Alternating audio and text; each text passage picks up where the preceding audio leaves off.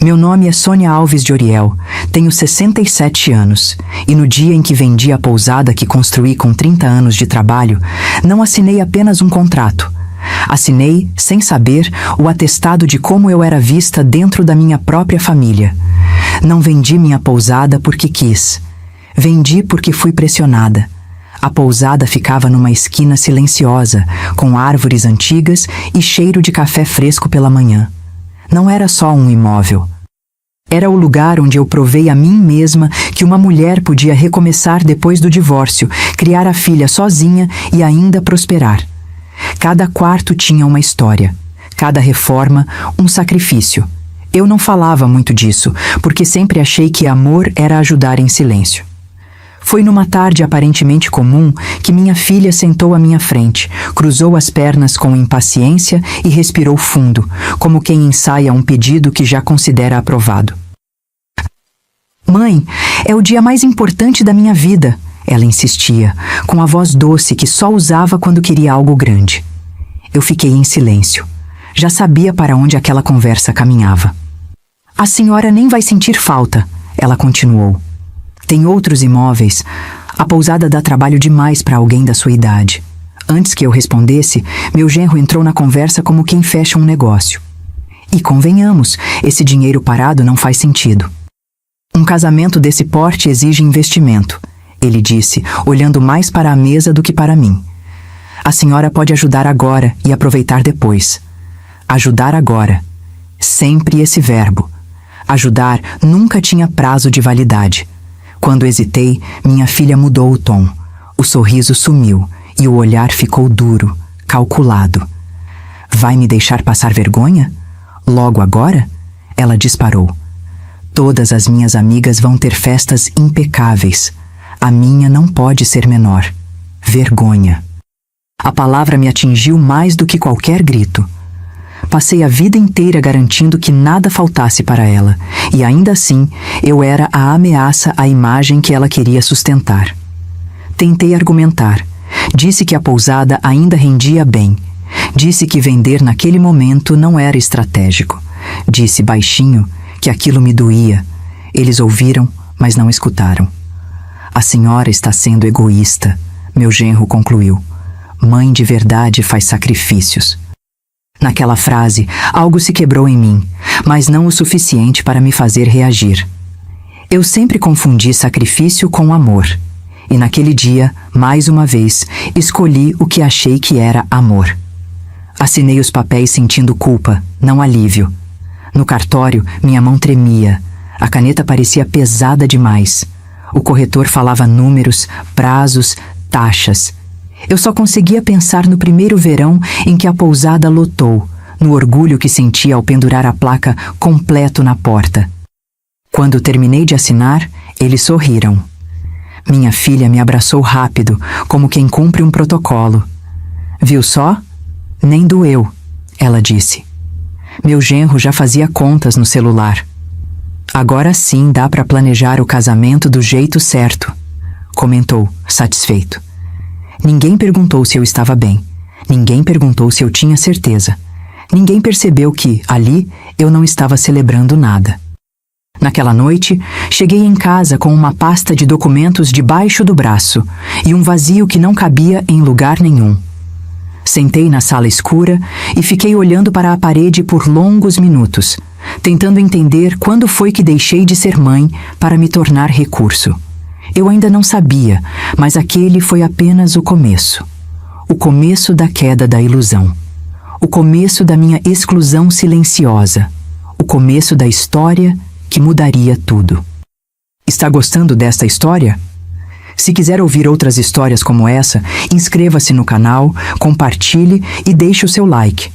Deixe nos comentários o local de onde você está me ouvindo para que eu saiba até onde as minhas histórias estão chegando.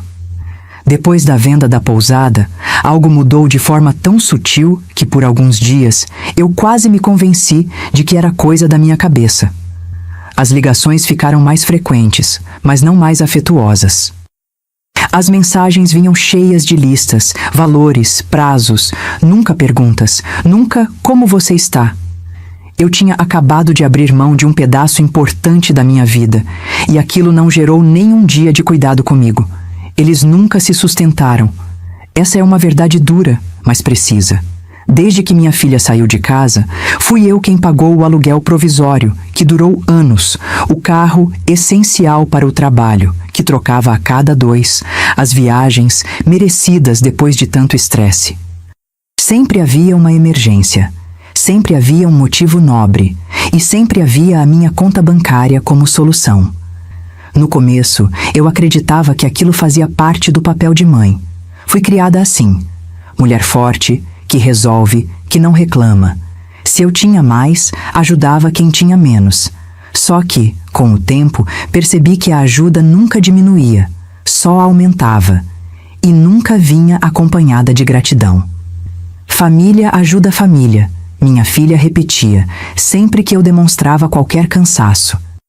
Ela dizia isso com um suspiro impaciente, como se eu estivesse falhando em algo óbvio. E mãe ajuda mais. O genro completava rindo, como se fosse uma piada interna entre eles. Eu sorria sem graça. Engolia o desconforto.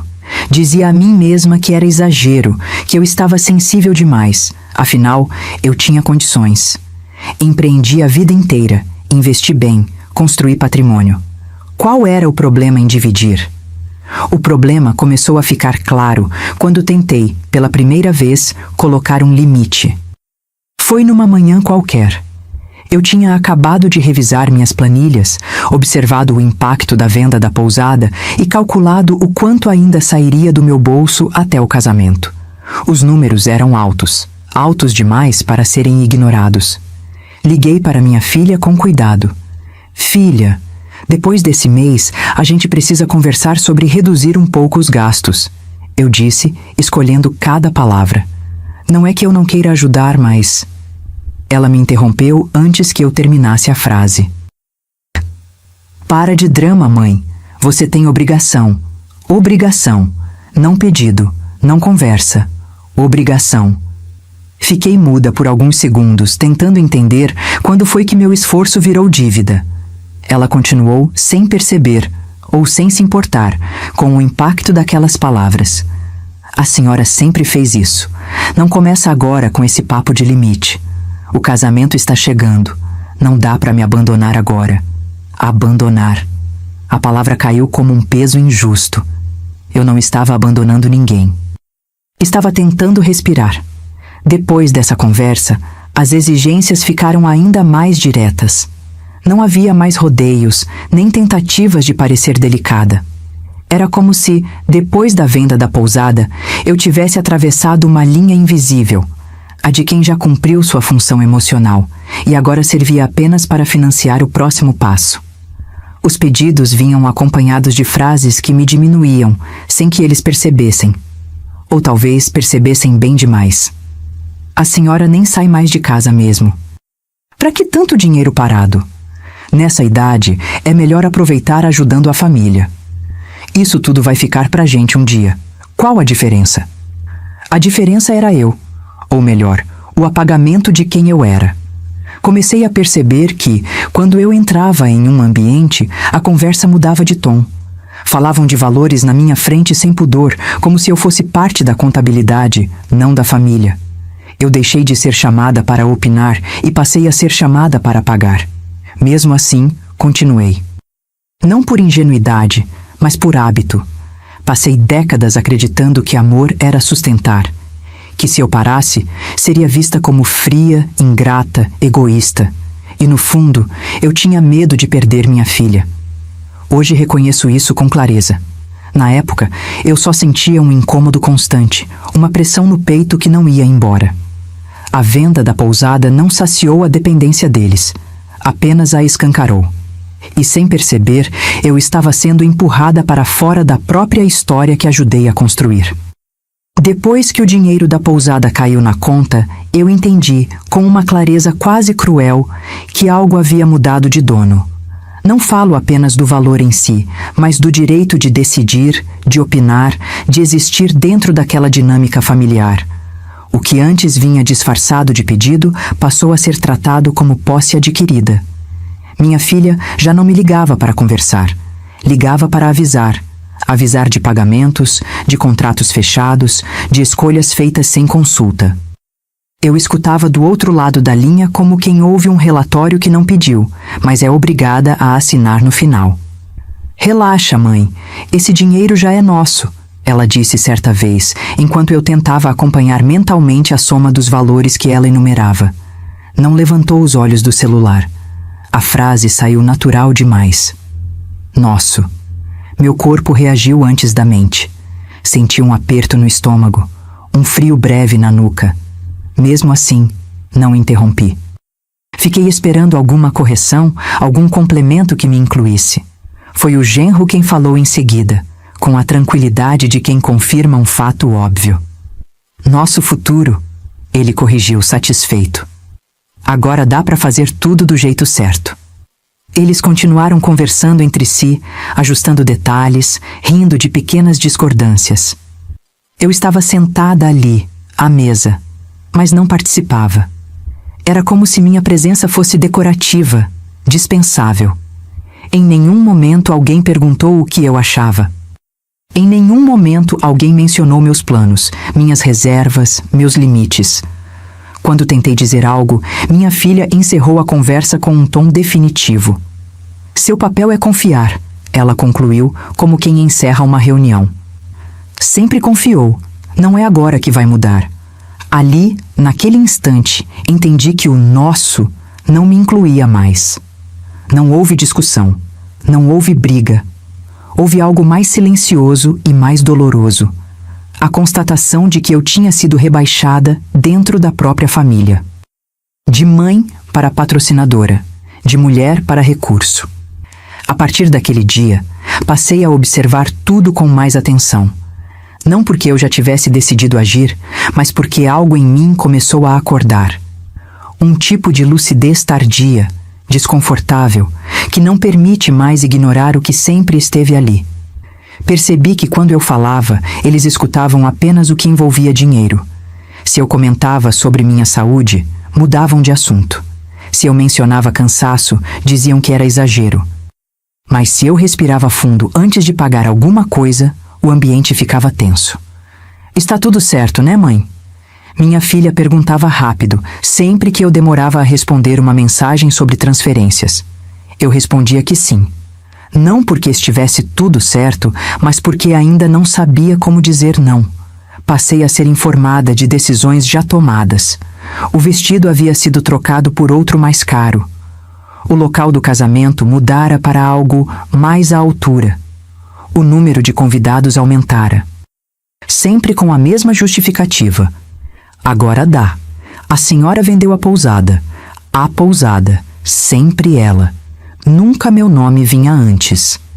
Em um almoço de domingo, enquanto eles discutiam fornecedores, tentei puxar outro assunto. Falei sobre reorganizar meus imóveis, sobre talvez diminuir o ritmo de trabalho. Minha filha me olhou com um misto de impaciência e desinteresse. Depois a gente vê isso, ela disse. Agora o foco é o casamento. Depois. Sempre depois. Minha vida havia sido empurrada para um tempo indefinido, que não parecia importar a ninguém além de mim. Naquele dia, ao voltar para casa, me olhei no espelho por mais tempo do que o habitual. Vi uma mulher de 67 anos que havia sustentado uma família inteira, construído patrimônio, resolvido crises. E ainda assim, estava ali, se sentindo pequena, quase pedindo permissão para existir fora da função de pagar. Não chorei. Não senti raiva ainda. Senti algo mais perigoso. Clareza. Clareza de que eu estava sendo usada. Clareza de que meu silêncio alimentava aquilo. Clareza de que, para eles, meu valor estava diretamente ligado ao que eu financiava. Foi nesse ponto que comecei, pela primeira vez, a pensar não no casamento deles, mas no que restaria de mim quando tudo acabasse. E essa pergunta, simples e tardia, mudou a forma como passei a enxergar cada conversa, cada pedido, cada nosso dito sem pudor. Eu ainda não sabia como essa história iria se desenrolar, mas já sabia que algo precisava mudar. Dentro de mim, pelo menos. Faltava exatamente um mês para o casamento quando aconteceu o que eu hoje chamo de ruptura interna. Não foi um escândalo, não houve confronto, ninguém levantou a voz comigo. Foi algo muito mais profundo e definitivo. Foi o momento em que ouvi, sem filtros, quem eu era para eles. Fui até o local da prova final do vestido porque havia um pagamento pendente. Minha filha me pediu que resolvesse rapidinho, como sempre. O espaço era sofisticado, silencioso, com espelhos altos e tecidos claros. Havia risadas espalhadas pelo salão, aquele clima de celebração ensaiada que sempre me pareceu um pouco artificial. Avisei na recepção que aguardaria. Disseram que ela estava na cabine. Caminhei pelo corredor estreito e parei atrás de uma divisória fina, esperando o momento certo para chamar. Foi então que ouvi a voz da minha filha, solta, sem cuidado algum. "Eu não quero essa velha em meu casamento", ela disse, rindo. O ar me faltou por um segundo. Fiquei imóvel. Não porque não pudesse sair, mas porque meu corpo simplesmente não respondeu. Meu genro respondeu logo depois, com um tom ainda mais despreocupado. "Realmente, ela só atrapalha, a não ser pelo dinheiro." Houve uma pausa breve. Em seguida, a gargalhada dela, alta, livre, como se tivesse acabado de ouvir algo espirituoso. "Até agora já conseguimos tudo o que queríamos", ele continuou. "Depois do casamento, pegamos o resto." Cada palavra parecia calculada, mas dita com uma naturalidade que me enjoou. Eu sentia o coração bater nos ouvidos, mas minha mente estava estranhamente clara. Então veio a frase final, aquela que não deixou espaço para dúvida alguma. Ela só serve para isso mesmo: financiar. Não chorei. Não levei a mão ao peito. Não senti vontade de gritar. O que senti foi nojo. Um nojo frio, adulto, que não faz barulho. Um nojo que não explode. Assenta. Fiquei ali alguns segundos a mais, ouvindo comentários banais sobre flores, convidados e fotos. Eles falavam de mim como se eu não fosse uma pessoa, mas uma fonte. Uma torneira que, enquanto aberta, era útil. Quando me afastei da divisória, meus passos eram firmes. Não por força, mas por decisão. Saí sem me anunciar. Ninguém percebeu. Ninguém sentiu minha falta. Aquilo, de certa forma, confirmou tudo. Entrei no carro e fiquei parada alguns minutos antes de ligar o motor. Olhei minhas mãos sobre o volante. Eram mãos que haviam trabalhado desde muito cedo, assinado contratos importantes, segurado uma filha doente, sustentado uma casa inteira. E ainda assim, tinham sido reduzidas à função de pagar. Ali, não houve dúvida, houve nojo e houve lucidez. Pela primeira vez, não tentei justificar. Não pensei, ela não quis dizer isso, ou foi brincadeira. Não procurei suavizar o que ouvi. Aceitei. Aceitar dói menos do que negar. Voltei para casa em silêncio. Não liguei o rádio, não fiz chamadas. Precisava ouvir apenas meus próprios pensamentos, reorganizá-los depois do impacto. Cada semáforo parecia um intervalo para respirar e repetir mentalmente: "É isso, é assim que me vem." Naquela noite, não preparei jantar elaborado. Comi pouco. Sentei na sala com as luzes baixas e deixei que as imagens dos últimos meses passassem diante de mim como um filme que finalmente fazia sentido. As pressões, os olhares impacientes, a ausência de afeto, o nosso que nunca me incluía, tudo se encaixou. Não senti raiva naquele momento. A raiva veio depois. Naquela noite, senti algo mais estruturante, respeito por mim mesma. Um respeito que havia sido adiado por anos em nome de um amor mal compreendido. Entendi finalmente meu lugar naquela história. Não era mãe, não era família, era investimento descartável. E quando essa compreensão se instala, não há como fingir que nada aconteceu. Deitei naquela noite sabendo que algo havia terminado. Não o relacionamento com minha filha ainda, mas a ilusão que me mantinha presa. Dormi pouco, mas dormi lúcida. E acordei diferente. O que eles não sabiam e jamais imaginariam era que aquele silêncio não era fraqueza, era estratégia, e que a partir daquele momento, cada passo meu seria dado com a consciência que eu havia ignorado por tempo demais. Na manhã seguinte, acordei antes do despertador. O corpo estava cansado, mas a mente estranhamente desperta.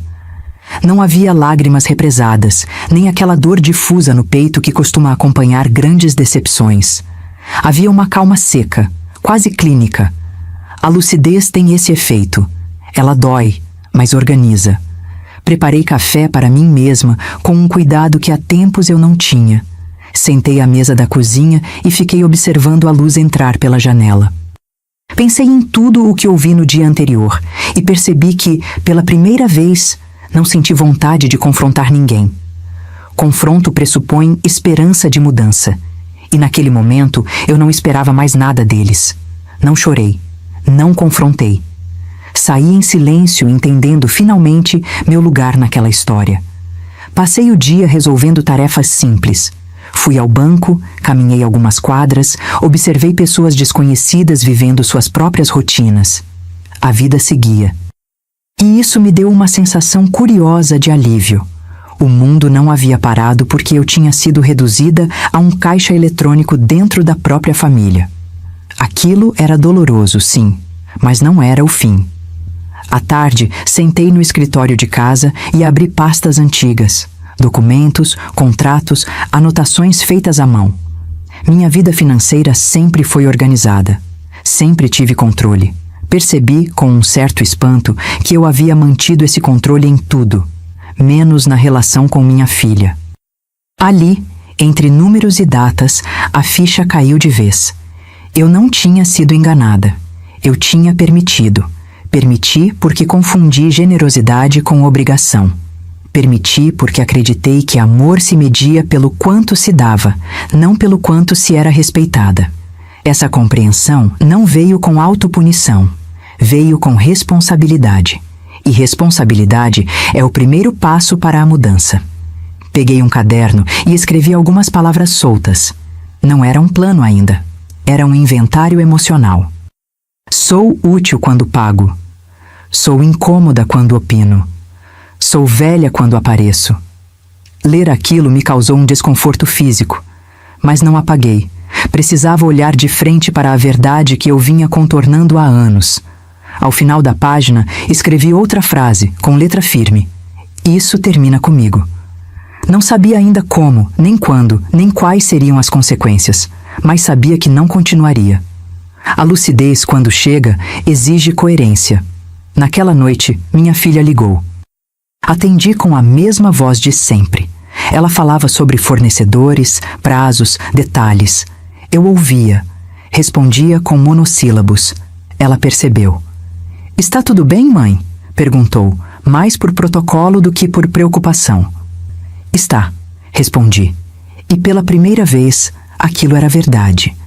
Ela desligou satisfeita. Não suspeitou de nada. E isso confirmou algo importante. Eles não me viam. Não viam meus silêncios, meus limites internos, minhas mudanças de tom. Só viam o fluxo de dinheiro. Enquanto ele existisse, tudo estaria bem. Nos dias que se seguiram, mantive a rotina. Não anunciei decisões. Não mudei comportamentos externos. Apenas observei. Cada ligação, cada mensagem, cada exigência. Eu queria ter certeza de que não estava exagerando, de que não era fruto de um momento de sensibilidade. A certeza veio fácil demais. As mensagens não perguntavam de mim. As ligações não pediam opinião. Os encontros não reservavam espaço para afeto. Tudo girava em torno do que eu poderia pagar, resolver ou garantir. Foi então que, numa noite silenciosa, sentei novamente à mesa do escritório e abri o computador. Não com raiva, não com impulso, com método. Revisei contas, listei cartões adicionais, analisei transferências recorrentes.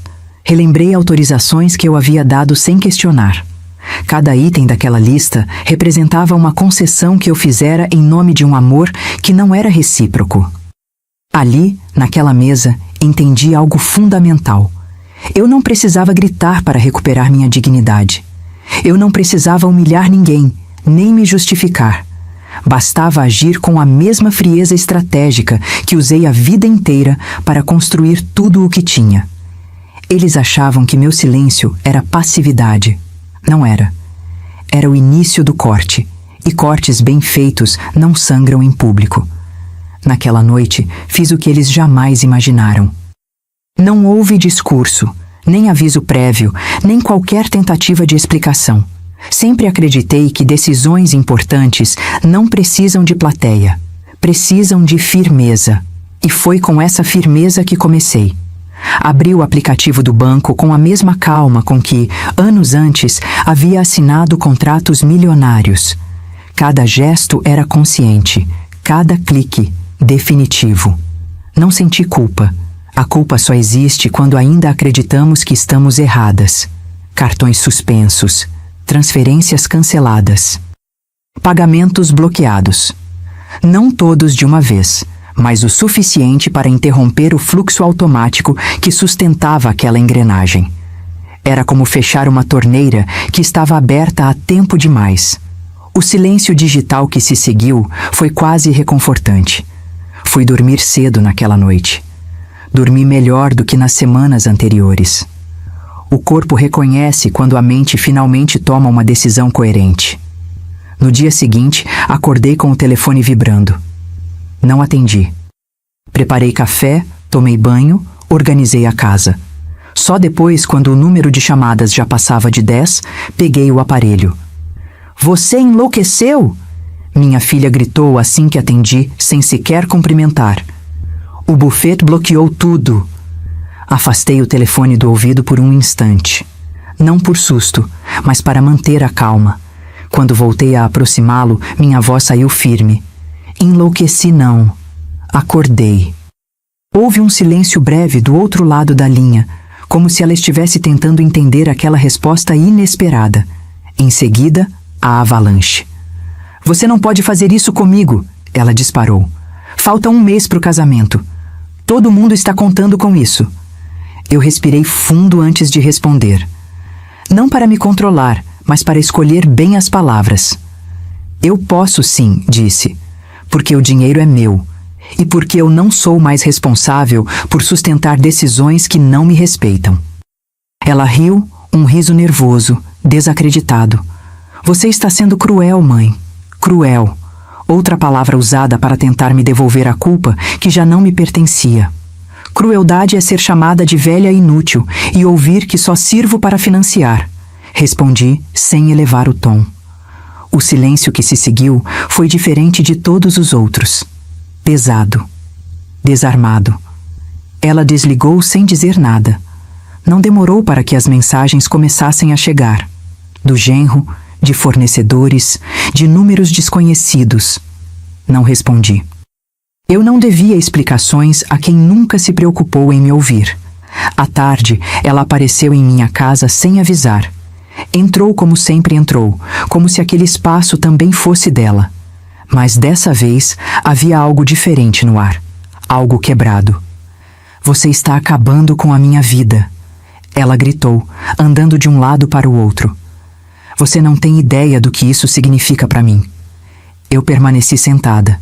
Não me levantei, não me defendi. Esperei que ela dissesse tudo o que precisava. Quando o fôlego dela acabou, falei: "Não, estou parando de bancar a sua." Ela parou.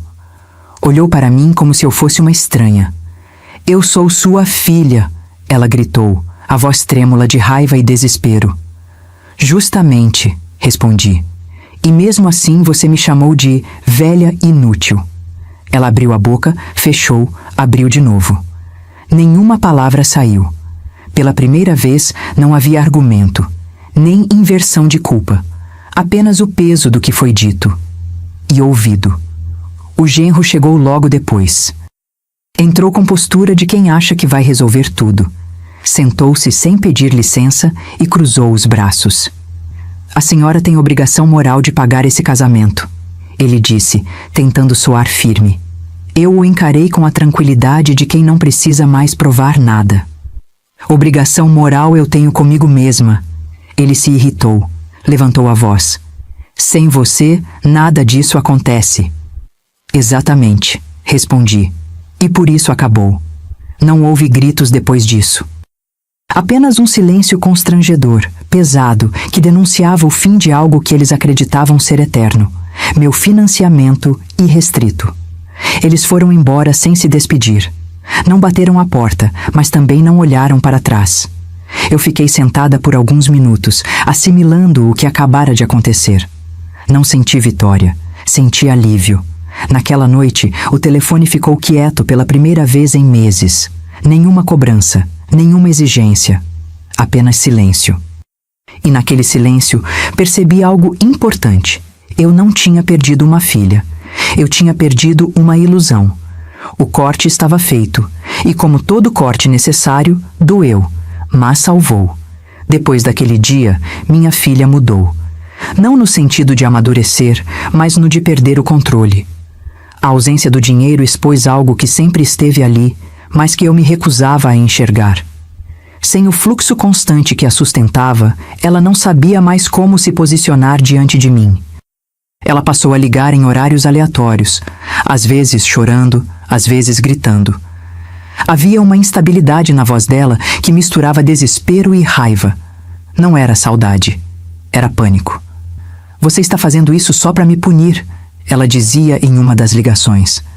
Sempre quis me controlar. Controle. Curioso como a palavra aparece quando o privilégio acaba. Eu nunca te controlei, respondi com calma. Eu te sustentei. E confundir essas duas coisas é parte do problema. Ela não gostou. Nenhuma resposta que não fosse submissão parecia aceitável. Em uma das tardes mais tensas, ela apareceu novamente na minha casa. Desta vez, sem o genro. O rosto estava inchado, os olhos vermelhos. Por um segundo, quase cedi à velha programação interna. A vontade de acolher, de resolver, de consertar tudo ainda existia, mas eu já sabia o preço desse gesto. Você não entende o que está acontecendo comigo, ela começou, andando pela sala. As pessoas estão comentando. Os fornecedores estão cobrando. Eu estou passando vergonha. Vergonha. Sempre ela. Nunca dor. Nunca arrependimento. Eu entendo, sim, respondi. Só não vou pagar por isso.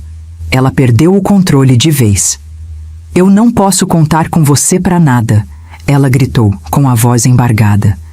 Respirei fundo. Aquela frase dita com intenção de ferir acabou sendo libertadora. Pode, respondi. Pode contar comigo como mãe, não como banco. Ela me encarou como se eu tivesse falado outra língua. Para ela, aquelas duas coisas sempre foram a mesma. Foi então que ela disse algo que confirmou tudo o que eu já sabia. Você prefere o dinheiro ao seu próprio sangue. Sorri de leve. Não por ironia, mas por clareza. Eu prefiro dignidade, corrigi. Porque sem ela, nem o sangue sustenta. Ela saiu batendo a porta. Não chorei. Apenas sentei e permaneci ali por alguns minutos, respirando. Havia um luto silencioso acontecendo, e eu respeitei esse processo. Não se rompe uma dinâmica de décadas sem sentir o impacto. No dia seguinte, o genro tentou assumir o comando. Mandou mensagens longas, cheias de argumentos morais, números distorcidos e ameaças veladas. Dizia que eu estava sendo egoísta, que destruiria a relação para sempre, que me arrependeria. Li tudo sem responder. Horas depois, ele apareceu sem avisar.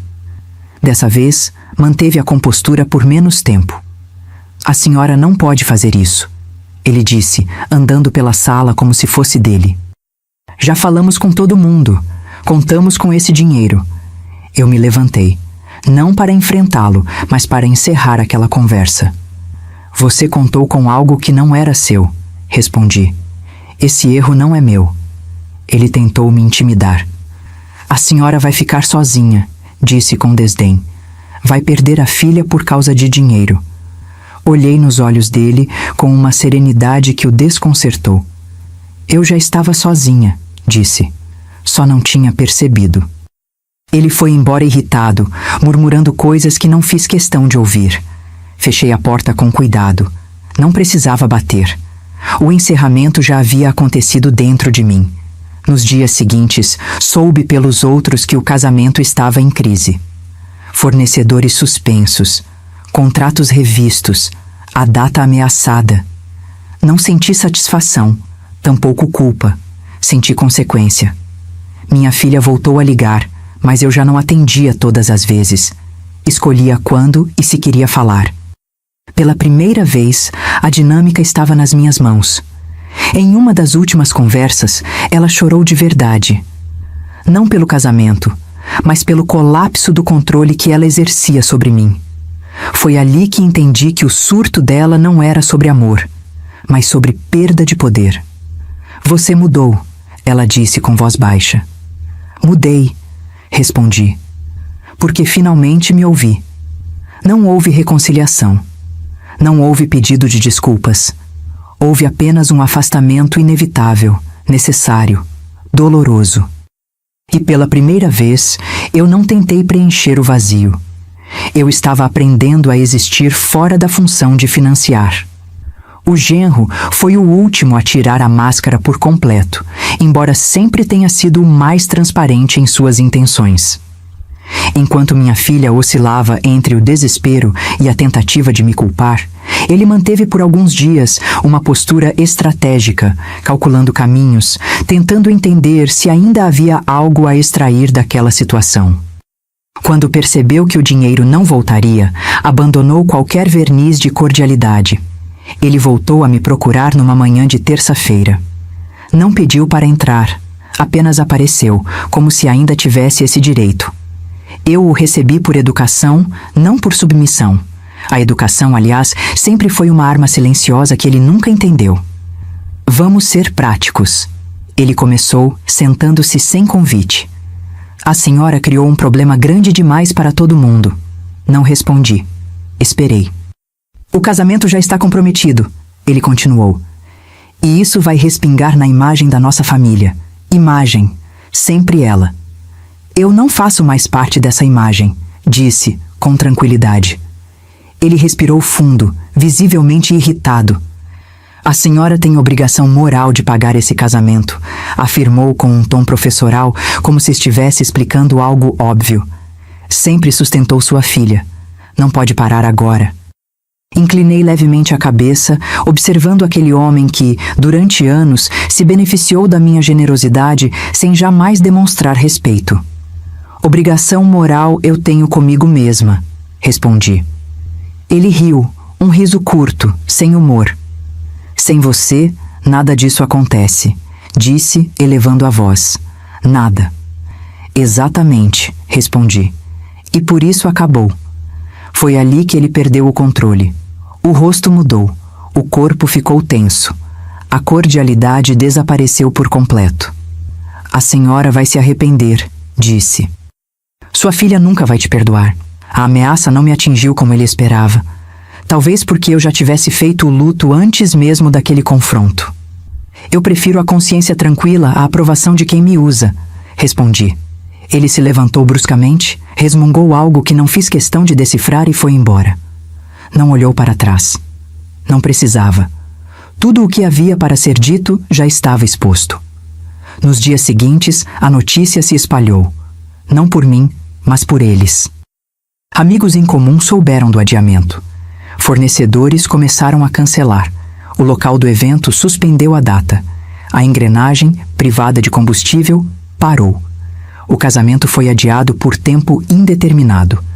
Recebi essa informação por terceiros. Minha filha não teve coragem de me ligar. Soube que ela chorou muito. Não por amor, não pela relação.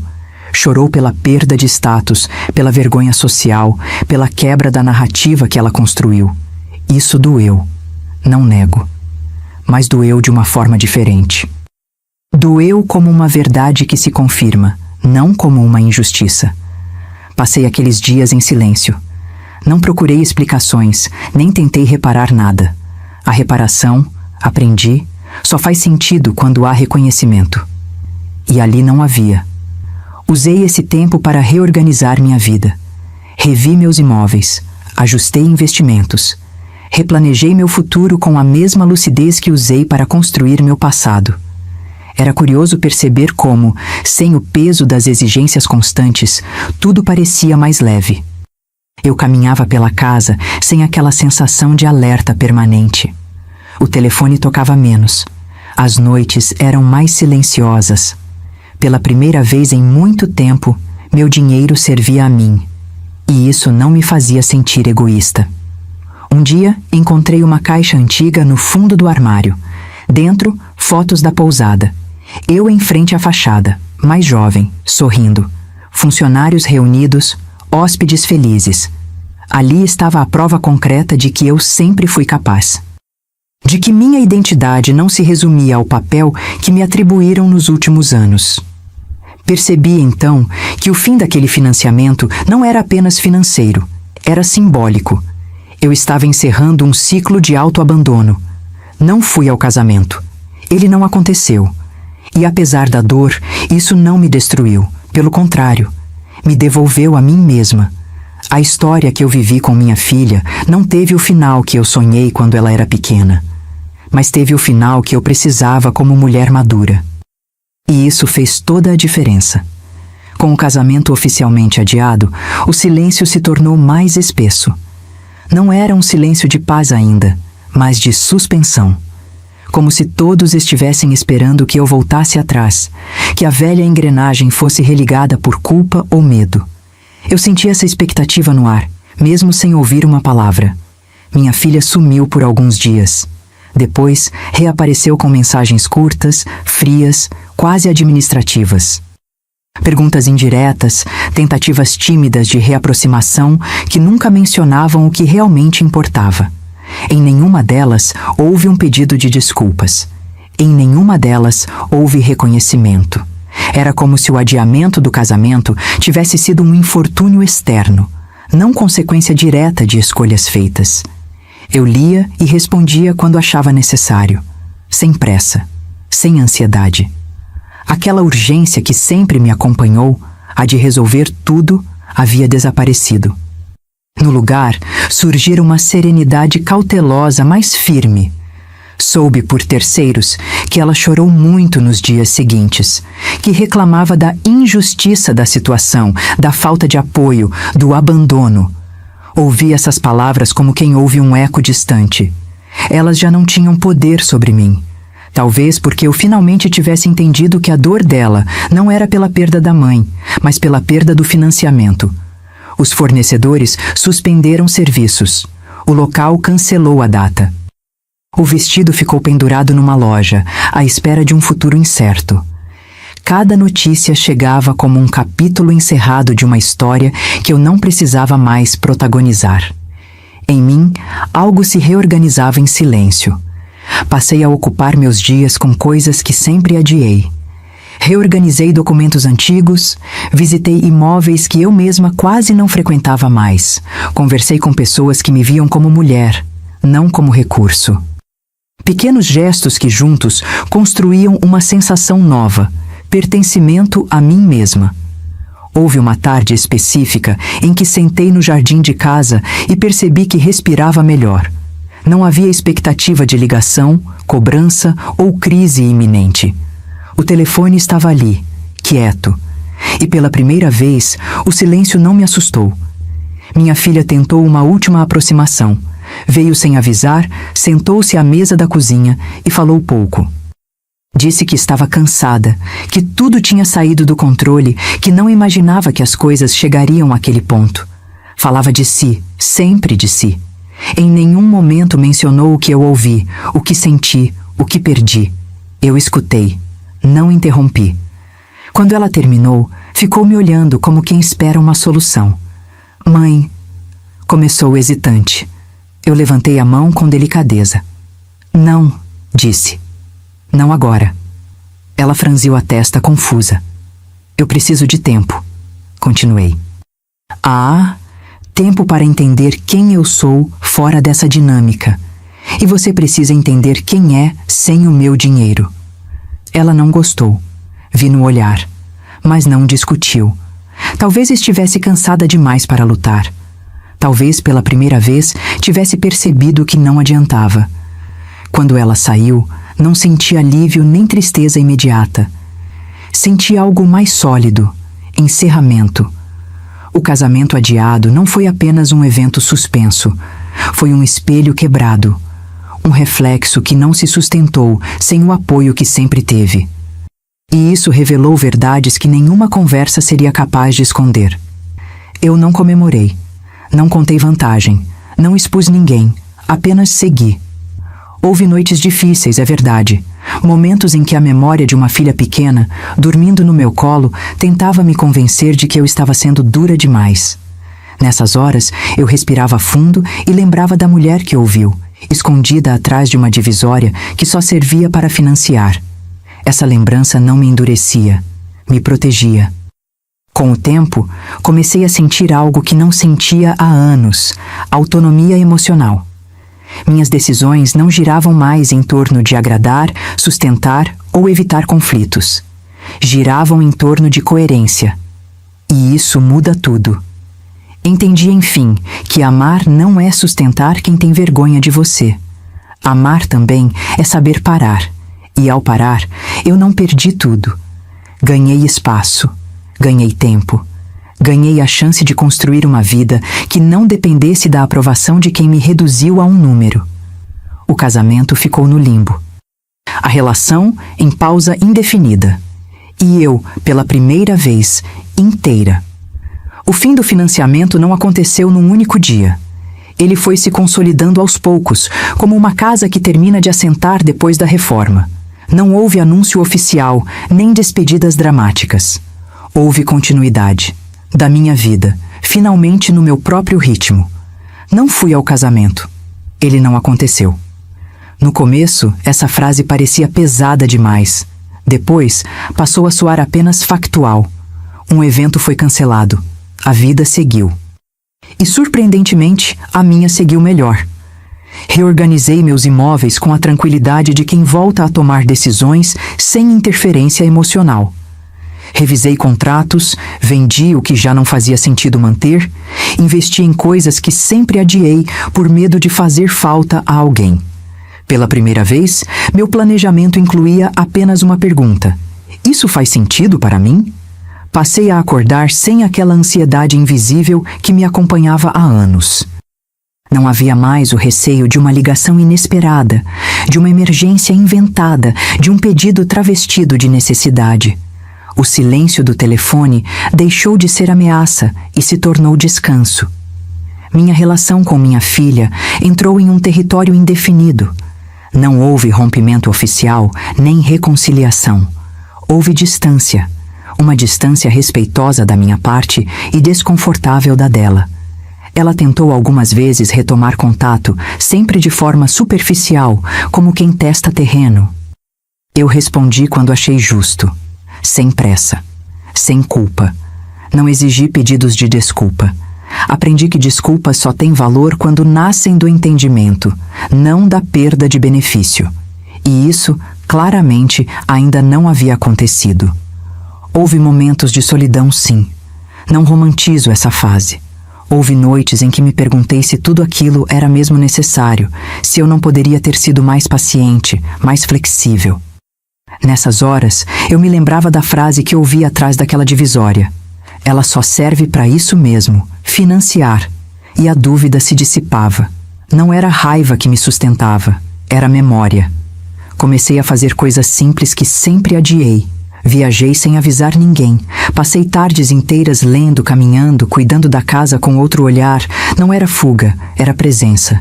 Eu estava finalmente presente na minha própria vida. Percebi também algo curioso. Pessoas ao meu redor passaram a se relacionar comigo de forma diferente. Sem pedidos, sem expectativas ocultas, conversas mais leves, risadas sinceras. Quando o papel de provedora some, sobra espaço para a mulher.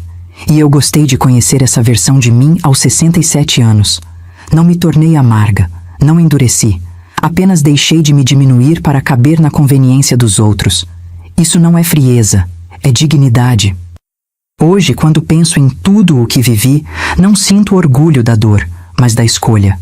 Aprendi tarde, é verdade, mas aprendi a tempo de não morrer sendo apenas o caixa eletrônico de alguém que tinha vergonha de mim.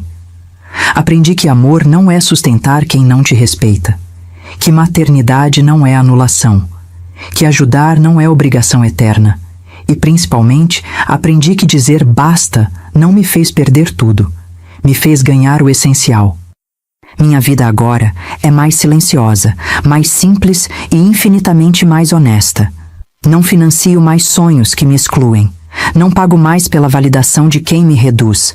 Não negocio mais minha paz. Se existe um legado que deixo, não é patrimônio.